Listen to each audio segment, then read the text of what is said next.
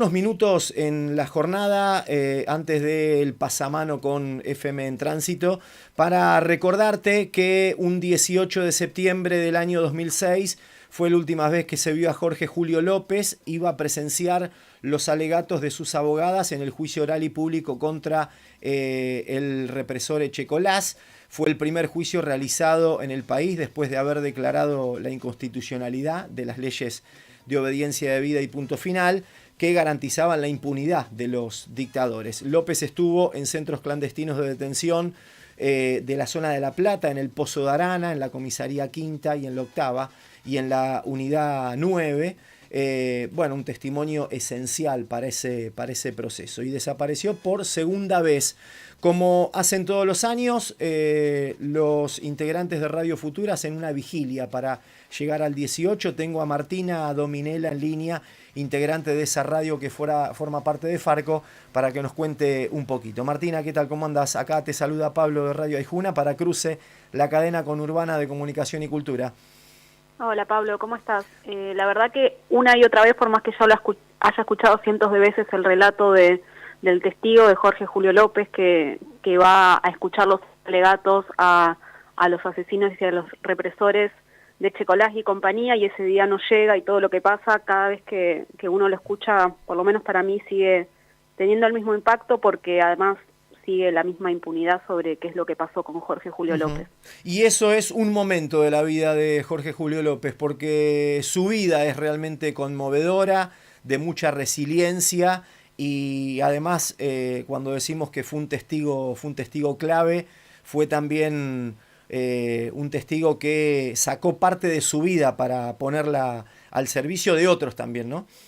Y sabes que también de un modo u otro sigue siendo testigo, porque estuvo la fortuna de que ese testimonio que él da acá en la ciudad de La Plata en 2006, antes de ser desaparecido por segunda vez, ese testimonio quedó grabado y también se sigue pasando en salas de audiencias, en juicios por delitos de lesa humanidad de otros centros donde él también estuvo, que estuvieron implicados. Entonces, de un modo u otro, su voz sigue presente en otros procesos de justicia.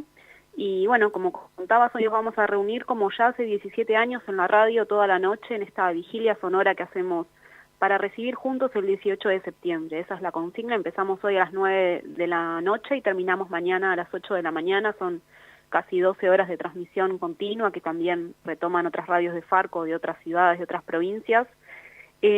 Cada vigilia, si bien la hacemos hace tanto tiempo, cada vigilia es distinta. Siempre vienen personas nuevas o vienen las mismas personas, pero con charlas que se actualizan, que aparecen nuevos debates, que aparecen diálogos con el contexto de lo que esté pasando en nuestro país o en Latinoamérica con respecto a derechos humanos. Y López es el centro de esta vigilia, pero también tiene que ver con tantas otras cosas. Digo, entre ayer, antes de ayer, el fin de semana que estuvimos pensando la producción, se nos aparece, por supuesto, el nombre de Norita Cortiñas, que quieren declarar su casa como un espacio de memoria. Se nos aparece Chicha Mariani, se nos aparece siempre con cariño total Nilda Eloy, que falleció hace unos años, pero seguimos teniendo su voz presente con los archivos de la radio, porque, bueno, ella fue compañera también de Jorge Julio López, las imágenes de los chicos de la Noche de los Lápices. Bueno, son muchos nombres que se condensan en esta vigilia, y también en esta ciudad en particular, con su historia de militancia y su presente de militancia también. Digo, ayer tuvimos las calles del centro llenas de pibes y pibas por la marcha de la Noche de los Lápices. Hoy se están preparando para salir a Buenos Aires a la tercera marcha federal universitaria. Digo, estamos en ese agite, y en el marco de ese agite va a ser esta noche la vigilia. Bueno, se suma Radio Futura, se va a sumar Aijuna también. Ya te vamos avisando ahí para que le avises a los compañeros que vamos a estar tomando también parte de la Trasmi que inicien este año.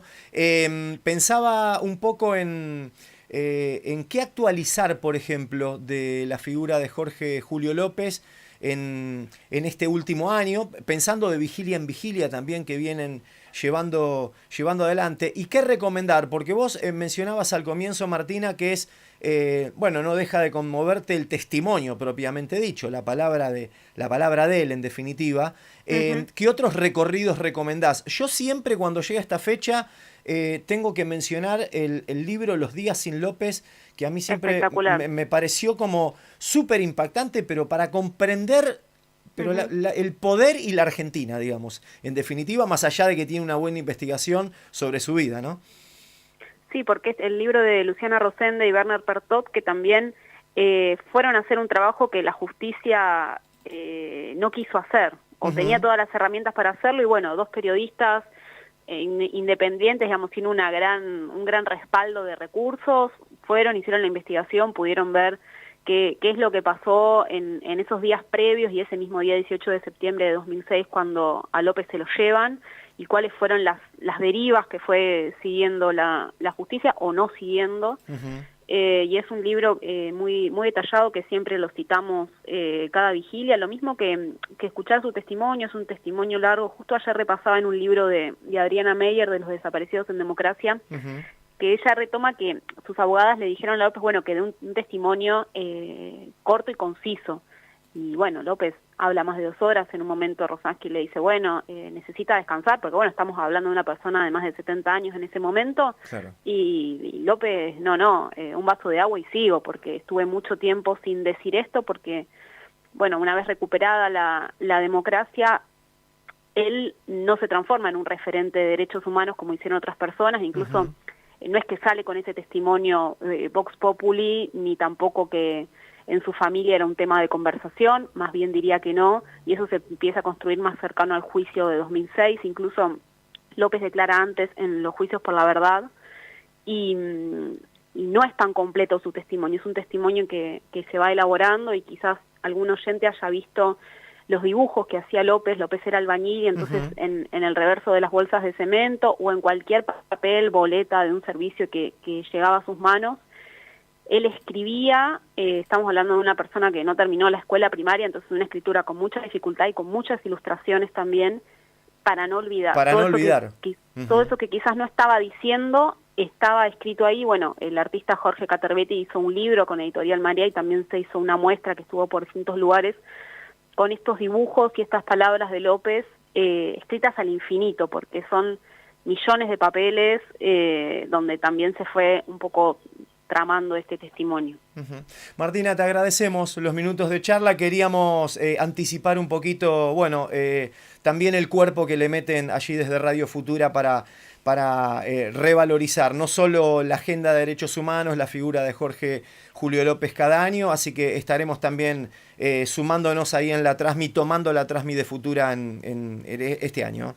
Buenísimo, bueno, gracias por sumarse también a amplificar estas voces de lo que va a estar pasando, y bueno, nos escuchamos, nos cruzamos durante la madrugada de hoy. Te mando un abrazo. Bueno, un abrazo para ustedes. Martina Dominé, la integrante de Radio Futura. Ponemos aquí en valor el laburo que hace ya muchos años, esta vigilia sonora que le llama Radio Futura, que va a comenzar hoy miércoles 21 horas, se extiende hasta mañana jueves 18 precisamente, con la fecha en donde Jorge Julio López sufrió, en este caso, su segunda desaparición. Hasta las 8 de la mañana van a estar durante toda la noche. Y con el top